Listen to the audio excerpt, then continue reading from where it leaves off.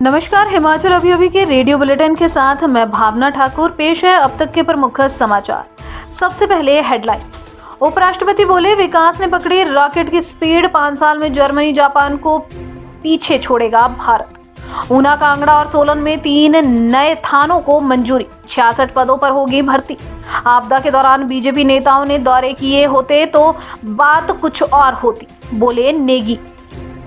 HPTDC होटलों की booking निजी पोर्टल पर भी होगी, सुविधाएं भी बढ़ेंगी। छात्रवृत्ति योजनाओं के लिए आवेदन की आखिरी तारीख 16 जनवरी तक बढ़ी। शिमला के स्कैंडल पॉइंट पर PNT कॉलोनी में 3 सेट के 6 कमरे जलकर राख। अब समाचार विस्तार से। हमीरपुर में एक से श्रेष्ठ के 500वें कार्यक्रम में बतौर मुख्य अतिथि उपराष्ट्रपति जगदीप धनखड़ ने शिरकत की। उपराष्ट्रपति ने अपने संबोधन में कहा कि भारत में विकास ने रॉकेट की स्पीड पकड़ ली है। 5-6 साल से भारत जर्मनी जापान को भी पीछे छोड़ जाएगा। उन्होंने कहा कि पिछले 10 सालों से देश में बदलाव आया है और भारत तरक्की के रास्ते पर है। इस दौरान उपराष्ट्रपति ने केंद्रीय मंत्री एवं हमीरपुर से सांसद अनुराग ठाकुर की तारीफों के पुल बांधे। उन्होंने कहा, अनुराग मॉडल को अपनाएं तभी सबका भला होगा। आने वाले 6 माह में शिक्षा के केंद्रों में जाने का शतक पूरा करूंगा। हिमाचल सरकार ने ऊना के टाहलीवाल, सोलन में सायरी और कांगड़ा के नूरपुर के रहन में अलग अलग नए पुलिस थाने खोलने को मंजूरी दे दी है। इन नए थानों के गठन से पुलिस में विभिन्न रैंक के 66 नए पद भर्ती की राह खुल गई है। इनमें से 46 पद टाहलीवाल, 13 पद रहन और 7 पद सायरी पुलिस थाने में भरे जाएंगे। DGP की ओर से शनिवार को जारी आदेश में कहा गया है कि 3 नए थाने खुलने से आपात स्थितियों में और इलाके में अपराध को रोकने में पुलिस बल की पर्याप्त मौजूदगी सुनिश्चित की जा सकेगी। बीजेपी राष्ट्रीय अध्यक्ष जगत प्रकाश नड्डा पर पलटवार करते हुए बागवानी मंत्री जगत सिंह नेगी ने कहा कि पूर्व बीजेपी सरकार ने प्रदेश में ऐसा वित्तीय प्रबंध किया कि डबल इंजन की सरकार होते हुए 75,000 करोड़ का कर्ज छोड़ गई।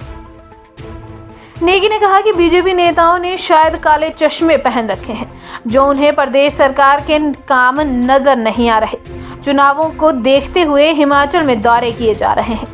ये दौरे आपदा के समय होते तो बात कुछ और होती। शेष समाचार ब्रेक के बाद। आपके स्वास्थ्य का प्रहरी, श्री बालाजी हॉस्पिटल, कांगड़ा, हिमाचल। हिमाचल बीजेपी बना रही 3 महीने की रणनीति, लोकसभा चुनाव में संभावित प्रत्याशियों की तलाश शुरू। हिमाचल बीजेपी लोकसभा चुनाव 2024 के लिए आज से ही प्रत्याशियों की तलाश में जुट गई है। बीजेपी कोर ग्रुप मीटिंग में बीती रात पार्टी के राष्ट्रीय अध्यक्ष JP नड्डा ने इसको लेकर निर्देश दिए हैं। आज शिमला में प्रदेश बीजेपी कार्यकारिणी पदाधिकारियों की मीटिंग में नड्डा द्वारा दिए गए निर्देशों पर पार्टी नेताओं को अवगत कराया जा रहा है। इसमें लोकसभा चुनाव को लेकर अगले 3 महीने की रणनीति तैयार की जा रही है। बैठक में ब्लॉक कमेटी के माध्यम से 4 संसदीय सीटों पर संभावित प्रत्याशियों के नाम राज्य कार्यकारिणी को भेजने के निर्देश दिए जाएंगे। हिमाचल प्रदेश पर्यटन विकास निगम के होटलों में कमरों की बुकिंग जल्द ही प्राइवेट पोर्टल पर भी हो सकती है। निजी होटलों के साथ स्पर्धा और निगम के होटलों में ऑक्यूपेंसी बढ़ाने के लिए यह सुविधा शुरू की जा रही है। सुविधा शुरू होने से बाहरी राज्यों के लोग और प्राइवेट बुकिंग एजेंट मिनटों में कमरे बुक कर सकेंगे।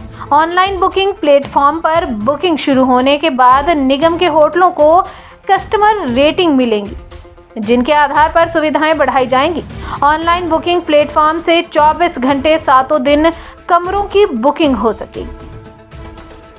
अगर आप केंद्र या राज्य सरकार की विभिन्न योजनाओं के तहत छात्रवृत्ति प्राप्त करना चाहते हैं तो आपको शैक्षणिक सत्र 2023-24 के लिए राष्ट्रीय छात्रवृत्ति पोर्टल पर ऑनलाइन करना होगा आवेदन।